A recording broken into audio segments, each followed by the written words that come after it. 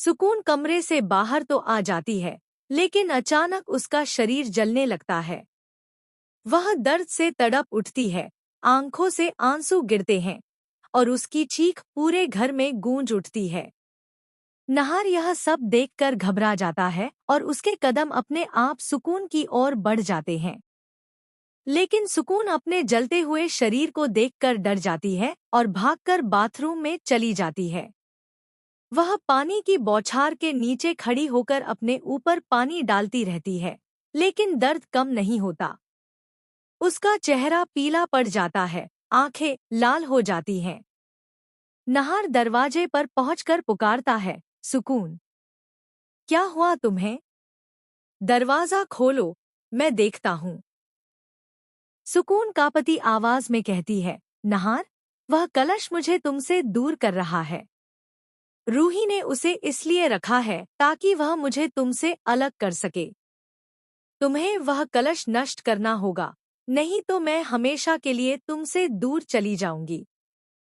नहार तुरंत कहता है, चाहे कुछ भी हो जाए, मैं तुम्हें खुद से दूर नहीं होने दूंगा। मैं अभी जाकर उस कलश को नष्ट कर देता हूँ। वह गुस्से में कमरे से निकलता है। उसके चेहरे पर आग, आंखों में दृढ़ता होती है। हाथ में डंडा लिए नीचे आता है और चिल्लाता है, आज कोई मुझे रोकने की कोशिश मत करना।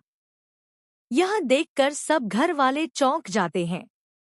रूही डरते हुए कहती है, नहार जी, यह क्या कर रहे हैं? आपके हाथ में डंडा क्यों है? लेकिन नहार कुछ नहीं बोलता, बस सीधा कलश की ओर बढ़ता है। वह डंडा उठाकर कलश पर वार करने ही वाला होता है कि तभी रूही दौड़कर आती है और उसका हाथ पकड़ लेती है। वह चिल्लाती है, नहार जी, रुक जाइए, लेकिन जैसे नहार किसी और के वश में हो, वह रूही को जोर से धक्का दे देता है। रूही गिर जाती है, घर वाले दौड़ते हुए आते हैं।